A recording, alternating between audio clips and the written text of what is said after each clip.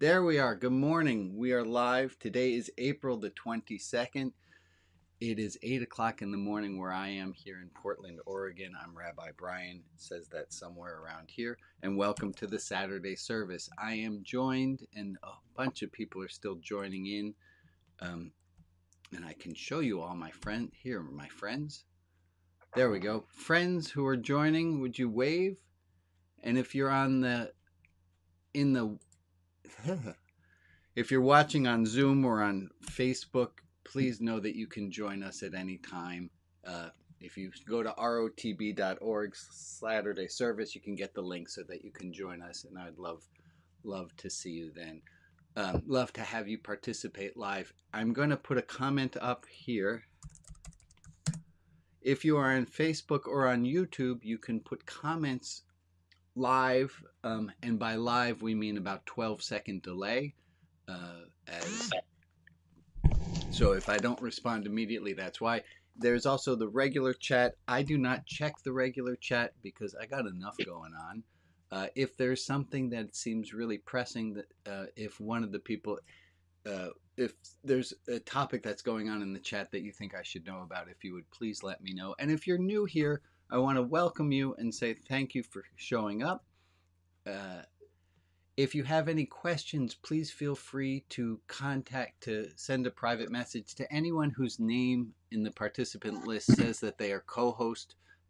They should be able to answer any questions that you may have. But let me just first start by saying good morning, everybody. Good morning. Morning. Morning. Morning. Good morning. It's lovely to see all of you here. I have decided today that there will not be a lot of pressure on me. Last week's gathering was just delightful. It was amazing. And as I have given up all hope that today's will be as wonderful as last week's, it has taken a lot of pressure off of me. I think there might be a spiritual lesson in that. I'm not exactly certain. We started talking before the hour, and you're always welcome to join in ahead of time.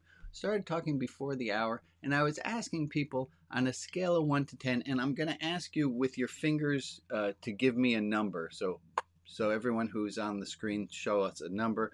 On a scale of 1 to 10, and if I do this, there's all my friends, there's everybody right over my shoulder. So on a scale of 1 to 10, how good are you at this thing called rest?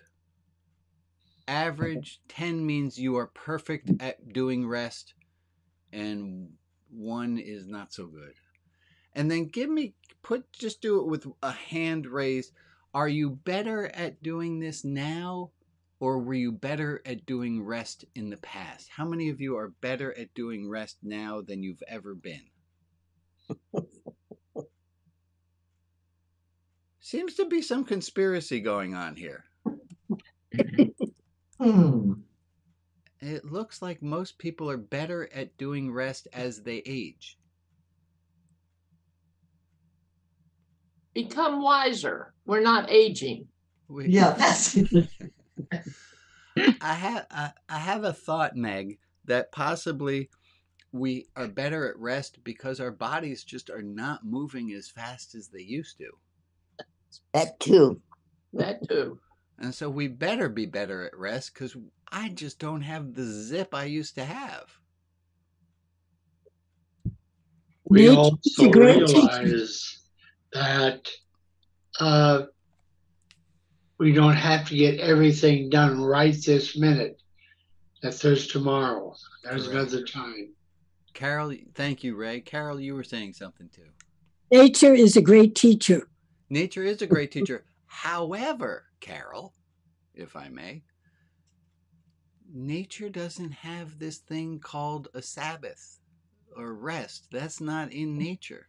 Nature has cycles of the moon. Nature has cycles of springtime and fall, but nature doesn't have any cycle for rest. It's a human thing, no? Well, I look at my cat, and she's always asleep until she's sitting on my computer. No, And I believe that wintertime is nature's cycle of rest. Yeah. We're coming up. There's also day and night. There is day and night, but that doesn't imply that we need to rest. So the thought that I'm trying to get at is that human beings invented a Sabbath. Yes. We invented this idea that we are going to try to be more like our house cats.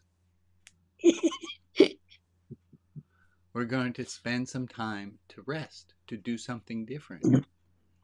And that's what this service is supposed to be. This is supposed to be a time of rest and reflection so that we know there's the old joke about Murray, and it says Murray would pray every day, please God, let me win the lottery. Please God, let me win the lottery. And 36 years to the day from when he started that prayer, he says, please God, and he hears a voice, and the voice says, Murray, meet me halfway, buy a ticket. We're going to have a better chance at getting the fulfilling idea of a Sabbath if we schedule some time off. So I'll say congratulations to all of you who are here because you bought a ticket. You're here. I'm going to do... I want to start... Oh my gosh, I have so many things that I want to do at once. Let me bring this quote up. Brian, rest. Rest. Thank you, Pace John. yourself. Good thought. I'm trying to. Really am. Thank you. I appreciate that. Is this quote that Meg brought with her today. It says, inner peace comes when you give up all hope of a better past.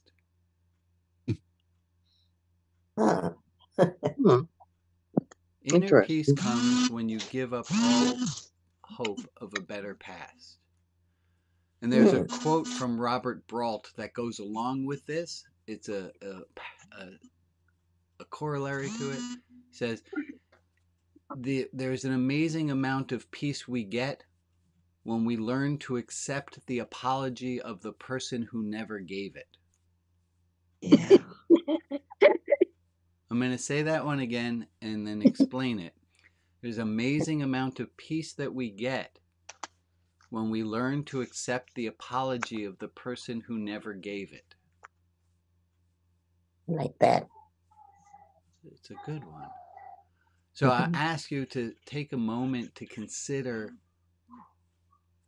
is holding on to that grudge or is accepting the apology you never got in your best interest? Absolutely. Absolutely. We're going to do a slightly different thing than we normally do, and I'm going to ask Aaron. Hi, Aaron. Hey. I'm going to spotlight you and put you up on my screen here. Aaron, you brought so not everyone a year ago. Tell us a little bit about why I spotlit you, why you're on the screen right now. Sure. Well, my mom was a real active community member with ROTB, and she loved it and had a great community here. And just a year ago and a couple weeks, she passed away very suddenly. Everybody, I don't know that everyone remembers Nikki, but if you were here a year ago and she did the matzah making with us, actually the day before she passed.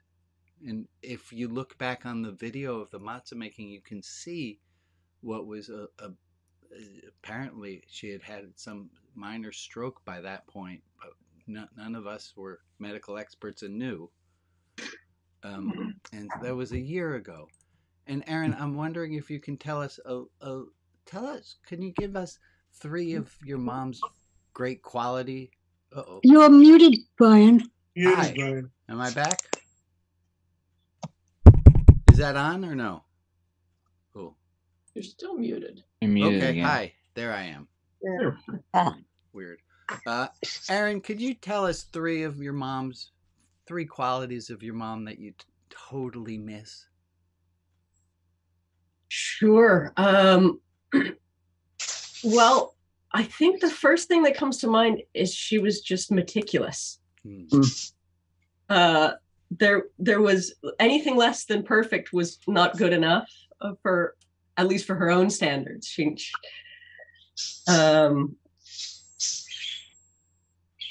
She was very, very accepting. It really didn't matter who you were or where you came from. She took you exactly as you were.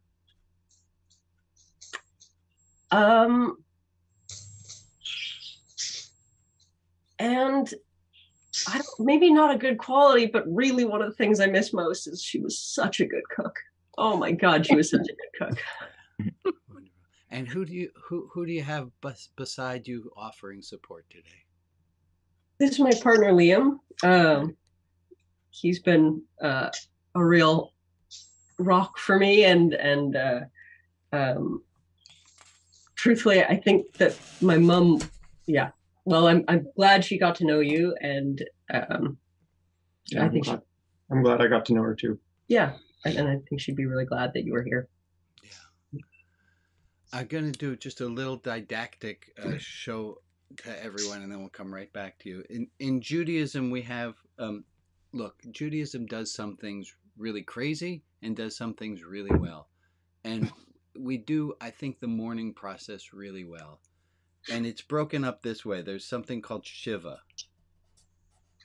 And that's the 7 days of immediate mourning that happen after a death. And there's something called Shloshim, which is 30 days. That the first week, it's been described to me this way, that when death first happens, it's as though a hand is right in front of your face. And then as time goes, the hand moves a little further away from your face, and you're still able to see you're now able to see other things better, but you can't not see the grief that's directly in front of you. And then there's the year mark. Yahrzeit is a year. And that at a year after a death, we reevaluate, because at the 7 days in, we don't even think that we could possibly live to the year mark. And that's what we're here for you, with you, Aaron, is to say a year has passed. And it's an amazing thing to imagine that a year has passed. And I don't want to put you on the spot, Aaron, but I want to thank you. And is there something you want to tell us or teach us that you've learned in this year? Oh, well, yeah. I mean, I think the thing that I'm most in awe of, that has been both the biggest blessing and probably the hardest thing, is that I have been astounded to find that, like, she has not stopped giving since she's passed. Constantly, there are things that show up where I want to go, oh, thanks for doing that, Mom, or thanks for teaching me that, or I'm so glad I had that. And that has, like when she first passed away, like the thought was like, that's it. Like the terrifying thought was, that's it. I don't get any more of her. And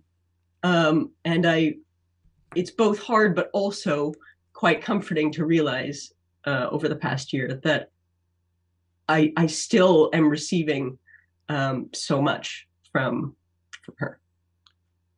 Thank you, Aaron. Thank you, Liam. And Aaron, I don't know if you have the ability to see everybody's faces on the screen, but I know that everybody here who knew your mom is here and supporting and with you. And Liam, thank you for your very holy work of supporting Aaron in this time. I think we're going to go straight right now to take a minute of silence in honor of Nikki, but also I have a list of people whose names who want to be held in love and light this week, and the name is not on the list. Please feel free to add any other names you want to the chat. But for this week, the week of April 22nd, we think about Deanna, Colleen, Maureen, Janine, Diane, Andrew, Maura, Sandy, Doug, Jane, Victoria, Baby Strom, Paris, Virginia, Tamara, Lina, Man's brother, James Wilson, Stephanie, Jenny, Francis, April, Jill, Iggy, Steve, Andrew, and Krista. And we add the names of anyone else who's dear in our hearts. And let's take a minute of silence starting right now.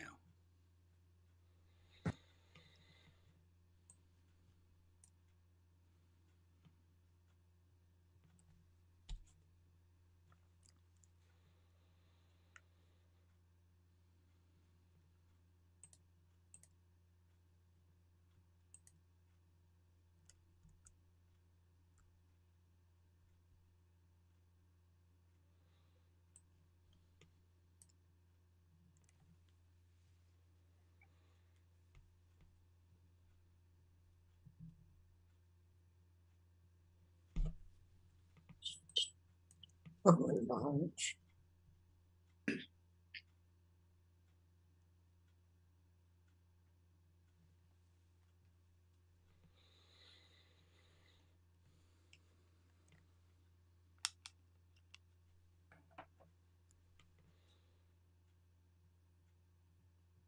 Thank you all.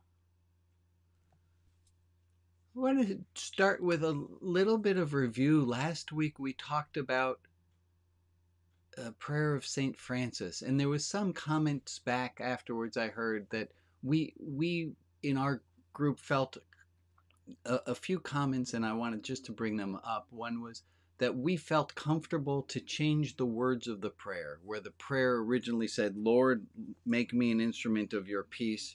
We changed it to say, Beloved, make me an instrument of your peace. And there were some people who were uncomfortable with us taking the authority, taking up the saying that we have the right to change the prayer that somebody else wrote. And I thought that was an interesting. And the other thing, comment that was made that stuck with me was, oh, well, it didn't stick with me that much because it just left my head. Wait a second. I made notes here. Oh, here it is.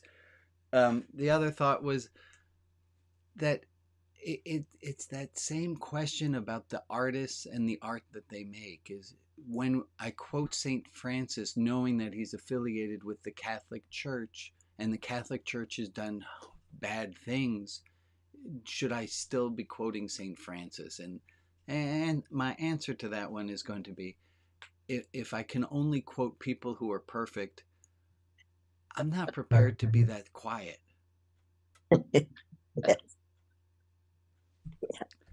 I had another thought about the prayer of St. Francis, but I want to start with if there are thoughts that you guys have, things that came to you over the past week about the prayer. Is there something that came? Give me your hand or a thought, and I'll tell you one thing that I thought of, and this is Rabbi Brian's out.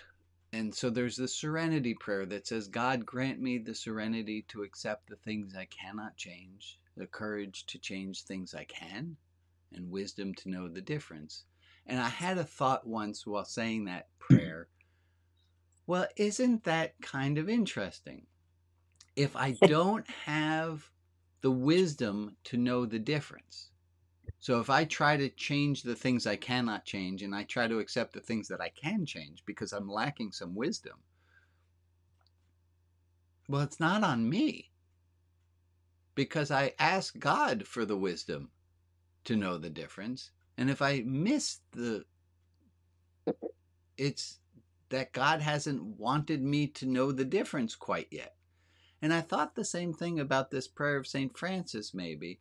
And when it says, Beloved, God, make me an instrument of your peace, is And is it taking me out of the equation some?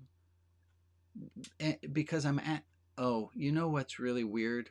This really made really good sense to me at a previous time.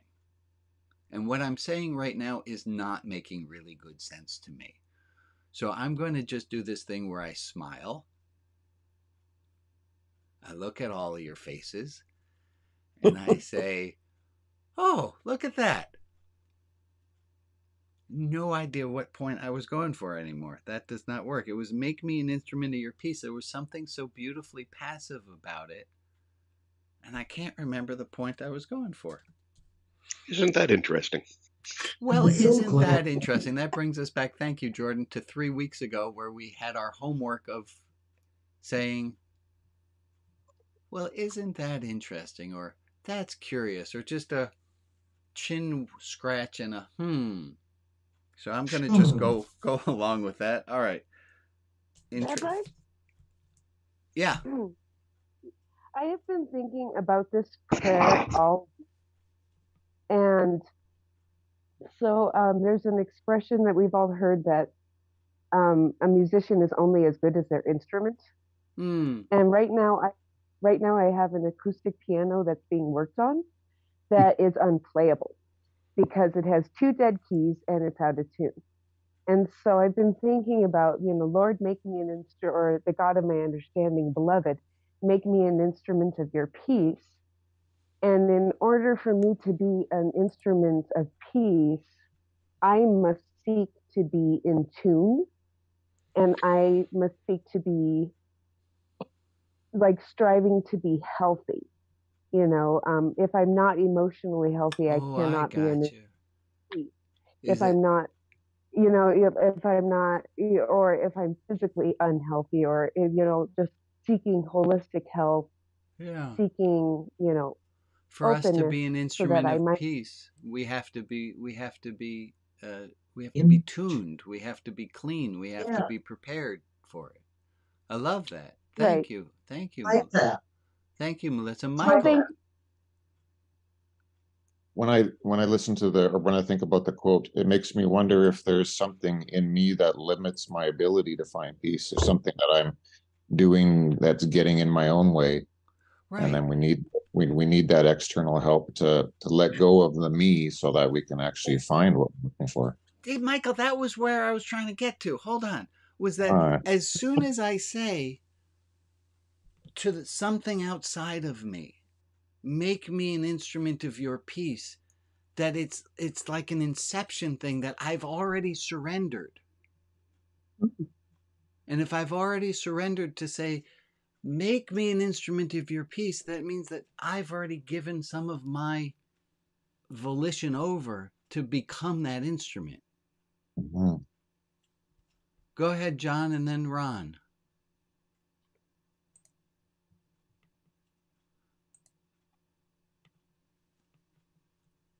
Where'd you go?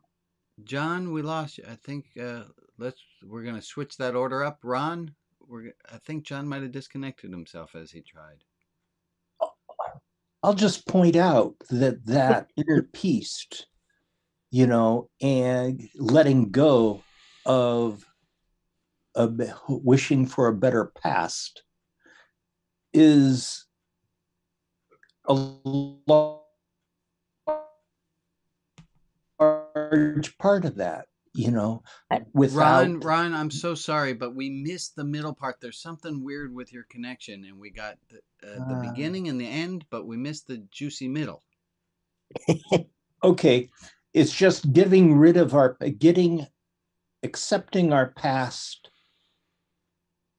is essential to being an in-tune instrument where all the keys play. Right.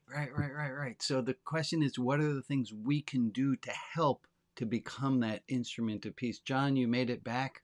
Go ahead, my friend. No, what you have reminded me of when you go through that stuff, the Jack Reimer prayer that I just recently sent you. Yes.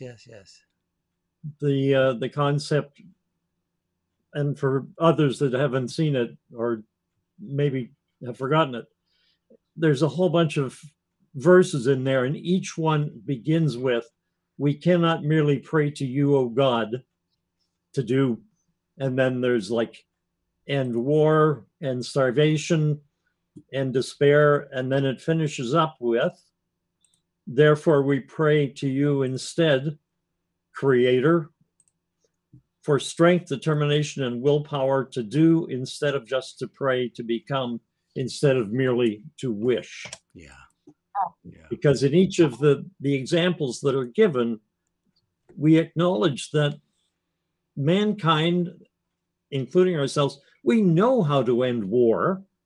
We know how to end starvation. We can feed the world. We just have not made the choices to do it. Yeah. Thank you, John. And Bob, go ahead. Like that. Yes, I'm thinking that it might be more appropriate beginning instead of "make me, help me to be." Right. Well, the make me, exactly what John was saying, was that make me an instrument of your peace is asking God to do it. And to go with what you're saying and Melissa was saying is that we have to do some work first. Mm-hmm. Or maybe we have to do it in concert with. Mm-hmm. We co-create. Yeah, I like all those ideas. Anything more on the prayer of? Oh, the other thing I really loved last week about the prayer of St. Francis that we did was we found that some people who knew the prayer knew it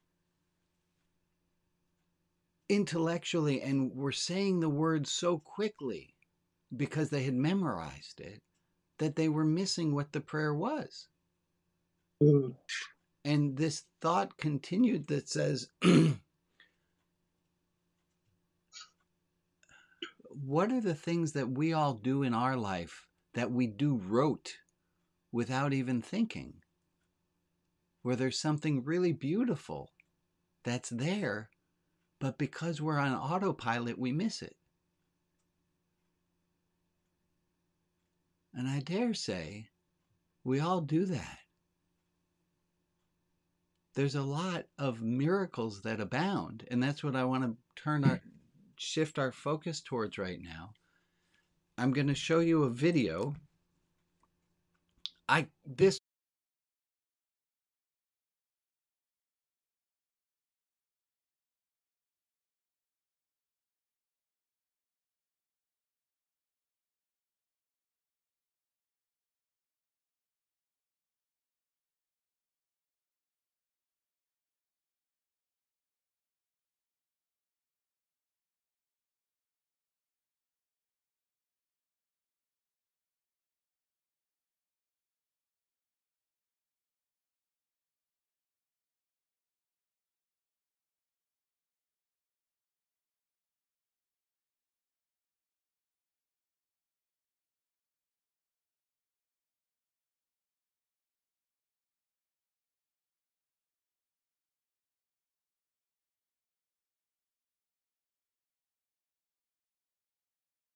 squid enough to see that it has one eye that's about 10.5 inches large, and the other eye is about 3 inches.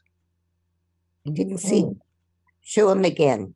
I think it might be best if everybody on their own computers, because this is not. I'll try one more time. Let's see.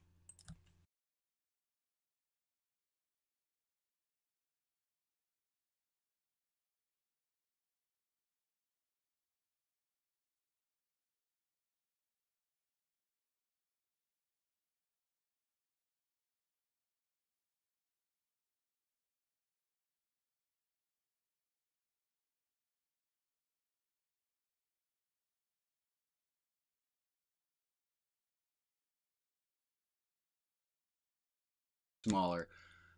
The squid itself is not the important thing. The important thing is that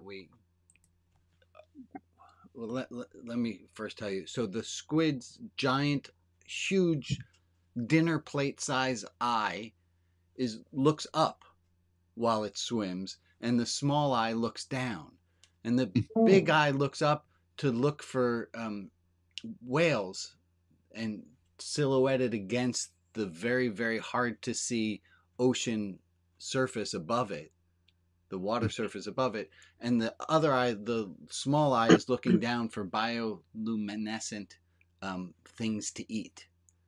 And just the idea that nature created a squid that has two eyes that do just different things and are completely, the internal workings of the eye are, they're separate, they're different eyes, is just to me like, wow.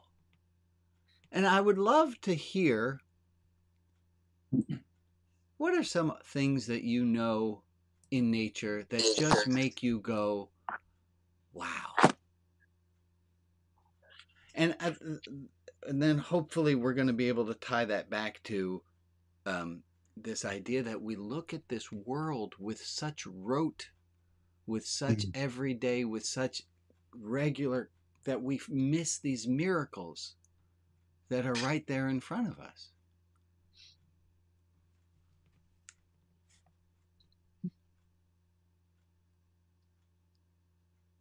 I'm going to wait y'all out.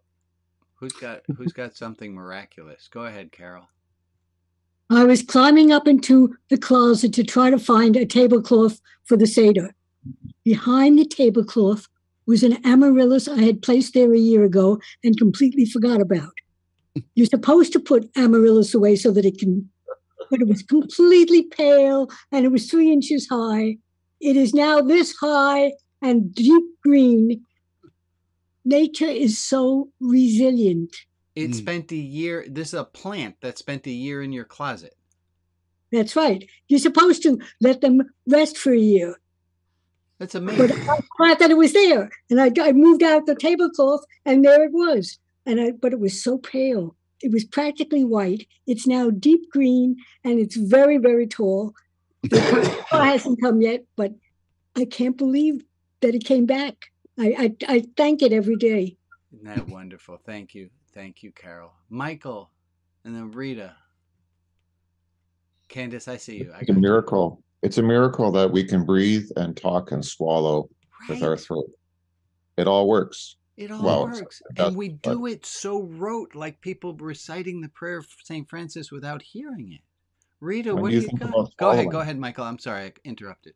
No, that's the point. That's it. Thank you. Rita, what kind of miracle you got for us today? Well, I had the pandemic to thank for it, because I was not a person that used to run around. I had things to do. I had places to go. And the pandemic kept me at home for 2 years, for a year and a half, however long that was. And if you can see behind me, the nature that is here with me, I never stopped to really look at it and realize the changes. And so to me, that is the miracle. Amen. Amen. And it takes changing our pace. It takes doing something different to see it. Yeah. Candace and then Ray. I recall reading stories about grain. They found kernels of wheat that are thousands of years old, like maybe from Egyptian tombs. I don't recall exactly, but they plant these suckers and they grow. Isn't that amazing? I heard a similar story about dates, that they made a 2,000-year-old date palm. Wow. Wow. Yeah, Ray. Well, it's reminding me that not exactly the same thing, but how grown animals, foxes and things like that, they attack each other and they kill each other.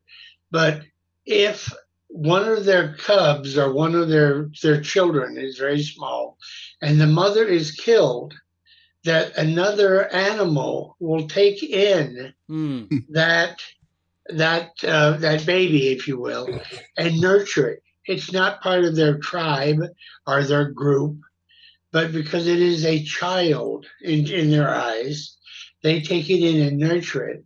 And what a blessing that is, and what a lesson that is for the rest of us. Amen. Yes, thank you, Ray. Everyone else, I think this is part of the Sabbath. This is an idea of this, of taking a Sabbath, of taking a break to try to force us to a new perspective, to try to force us to see these miraculous things that we've just been doing by rote and we haven't even been seeing.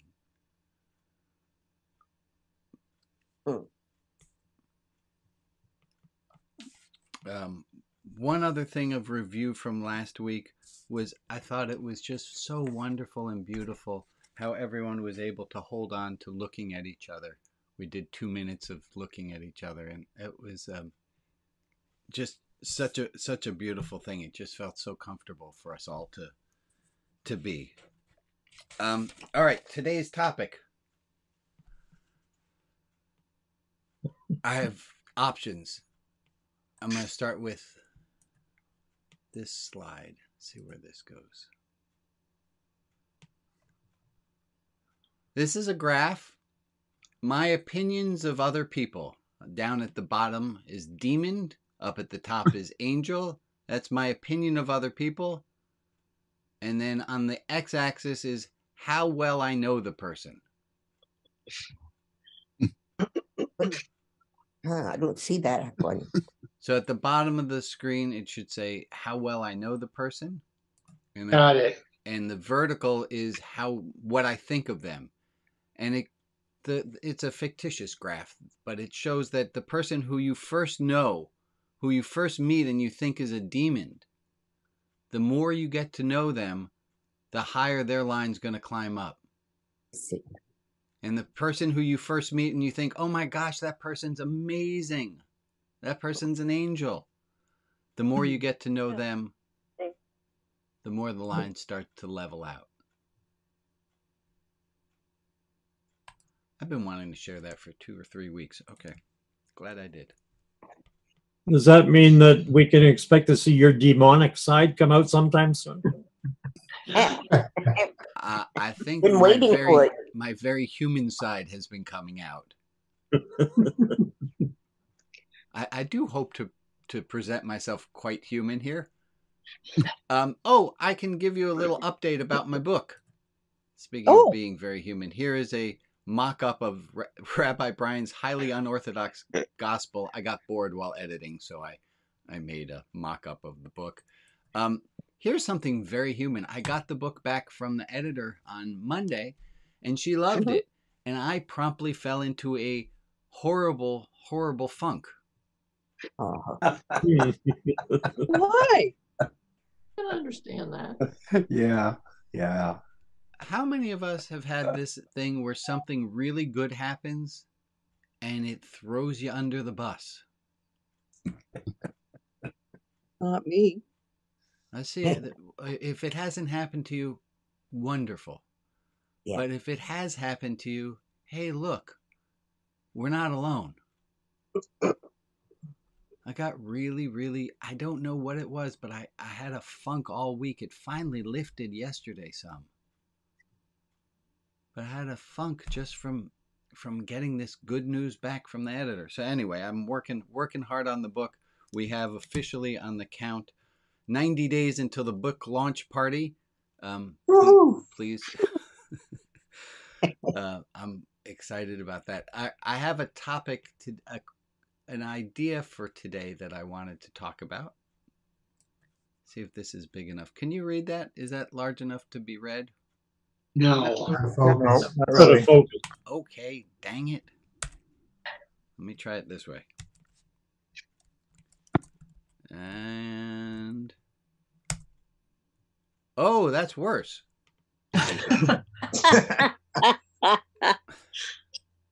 Yep. Okay. And you get worse. Let me try another thing. I'm going to try this, and then I'm going to do this.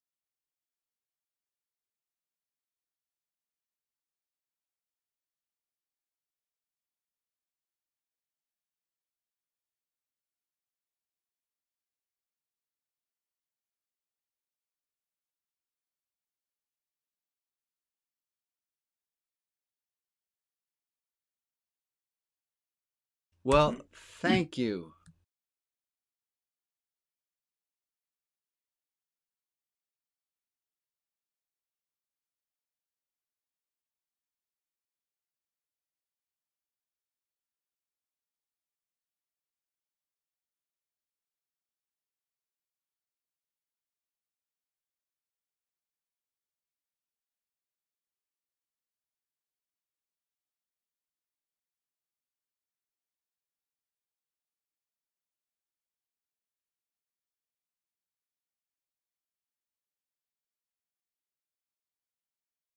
Hallelujah. Okay, here's a quote I want to share with you. Hope. This is from Václav Havel, whose name I first learned from the musical Rent. He was a dissident. He went from political spokesperson to jail and then became head of parliament, I think, in Yugoslavia. I could have some of my facts wrong there. Here's what he said. Either we have hope within us or we do not. Hope is a dimension of the soul, and it is essentially dependent on some particular observation of the world. Now here's where the definition comes. Hope is an orientation of the spirit, an orientation of the heart. It transcends the world that is immediately experienced and is anchored somewhere beyond its horizons. Hope is an orientation of the spirit, an orientation of the heart. It transcends the world that is immediately experienced and is anchored somewhere beyond this horizon. Hope in this deep and powerful sense is not the same as joy that things are going well or willingness to invest in enterprises that are obviously headed for early success, but rather an ability to work for something because it is good, not because it stands a chance to succeed. Hope is definitely not the same thing as optimism. I'm going to say that one again. Hope is definitely not the same thing as optimism. It is not the conviction that something will turn out well, but certainty that something makes sense regardless of how it turns out. I'm going to say that last paragraph again. Hope is definitely not the same thing as optimism. It is not the conviction that something will turn out well, but certainty that something makes sense regardless of how it turns out. Hope is certainty that something makes sense regardless of how it turns out. It is hope above all which gives the strength to live and continue to try new things. Hope above all. It is hope above all which gives the strength to live and continually try new things. I'm going to put that whole quote in the chat so that you can see it there. Yeah, I like that. Hope is not the same thing as optimism. Hope is a disposition. It's a way of our orienting ourselves to the world.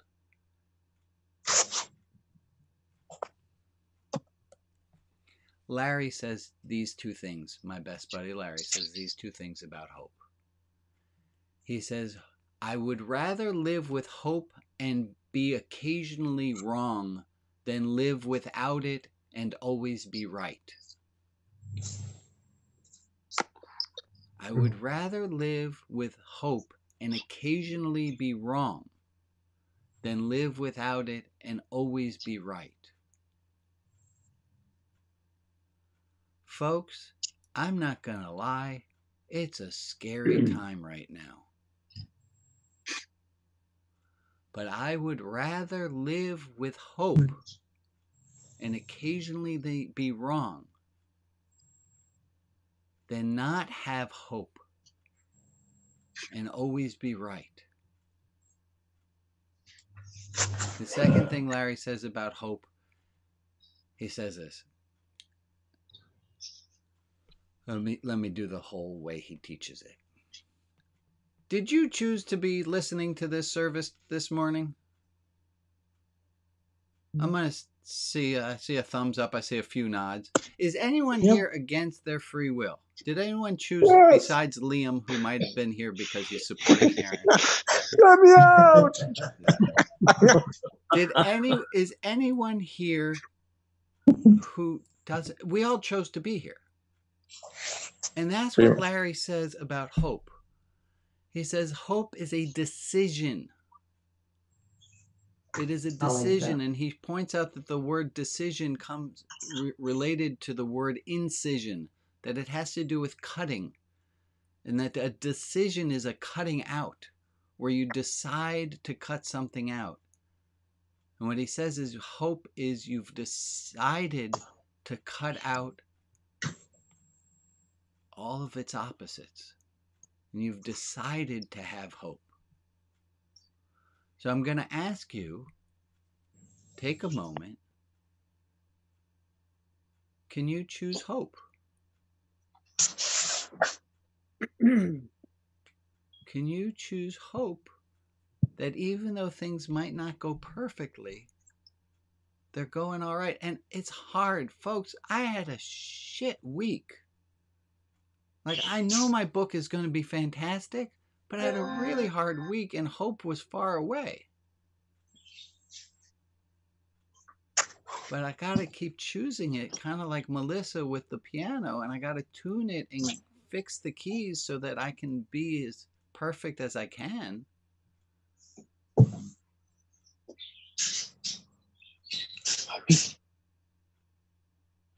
I'm going to put everybody into small groups for a moment. We're going to go into groups of ding, ding, ding, ding, ding. As you might notice, Alex is not here today. So I'm doing all the technicals at the same time. We're going to make some breakout rooms, and I'm going to ask you in your breakout room for 4 minutes to talk about anything we talked about in this service. It will be 5 total. Or to talk about hope. Where do you find hope? From where do you find hope? And so hopefully, there we go. Oh, I did it.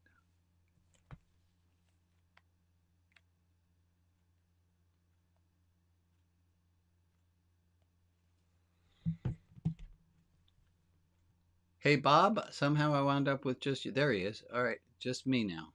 And if you are on a phone, you might automatically have gotten assigned to another room. If you are on Facebook, oh, there's some people on Facebook. Fantastic.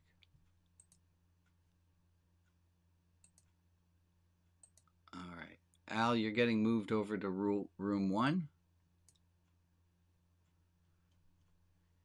If you're on Facebook, hi, my friends on Facebook. I know I said I'd say hello to you. There's Shirley. She says hi with some hands going up. Thank you for the comment. And then Spring Phoenix. Oh, hi, my friend. Hi, Aviva. I would rather live with hope and occasionally be wrong than not have hope and always be right. That sounds very familiar. Thank you, my friend. Thank you, Aviva, for reiterating that.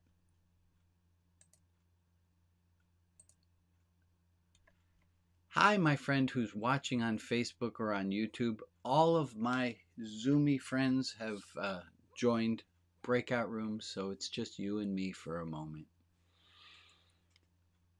Which is going to be odd because it's just me. You're just watching, and I got 40 people. How many people do I have? I have a lot of people. I have 34 people right now in different rooms.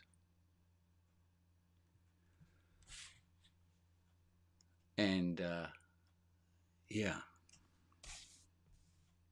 I'm going to just sit here. I get so scared. Get so scared. There's a great quote that is attributed to Martin Luther and to Chinese aphorism. I can't figure out who said it first. And it says, "The birds of worry and fear will always circle your head. Over this you have no control. But that they make a nest in your hair, over that you have control." The birds of worry and fear will always encircle your head. Over that you have no control. But whether or not they make a nest in your hair, that you have control. So while I am scared, it doesn't mean that I have to invite fear in. I can say, oh, look at that. Hi, fear. Haven't seen you for a while.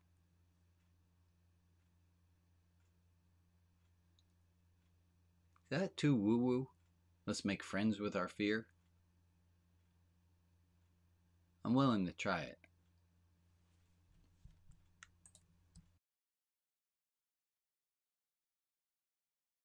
And back to that. We got another minute before I start closing the rooms.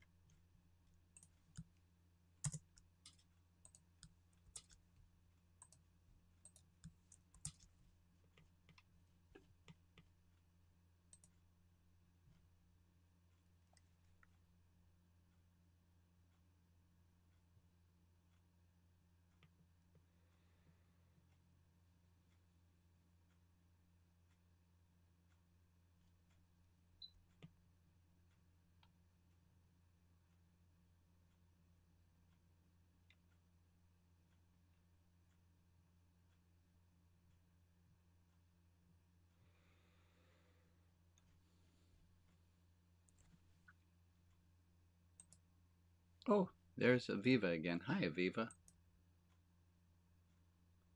Oh, ChatGPT? Yeah, it's pretty cool. I get how it's a little bit scary, but I've been really enjoying it as well. Got it.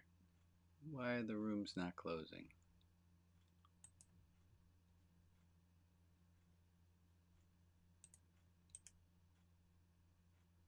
Oh. I didn't close the rooms the right way. So be it.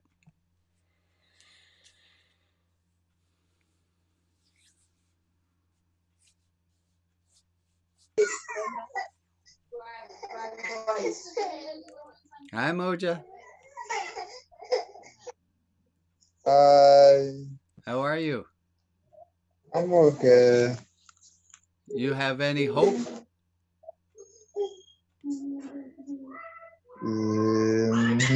No. No hope? No, today no. Not today, no. Okay. Maybe tomorrow. Tomorrow. I like that. Thank you.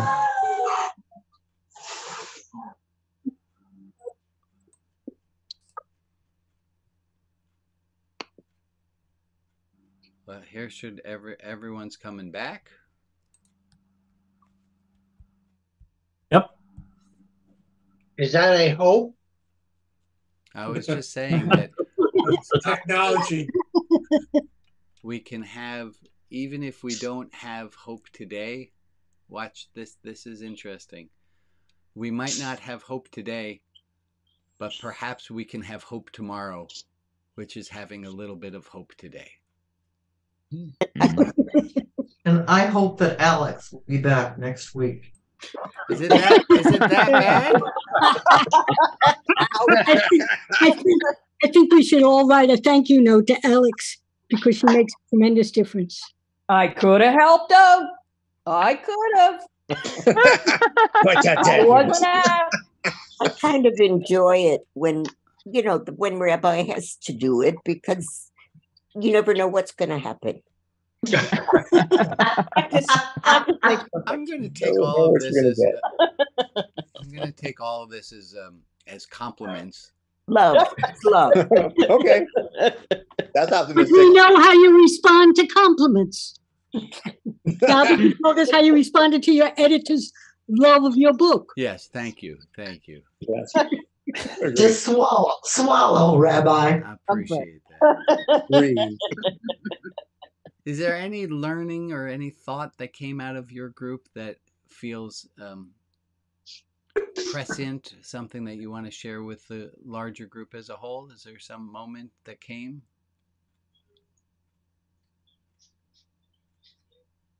Okay.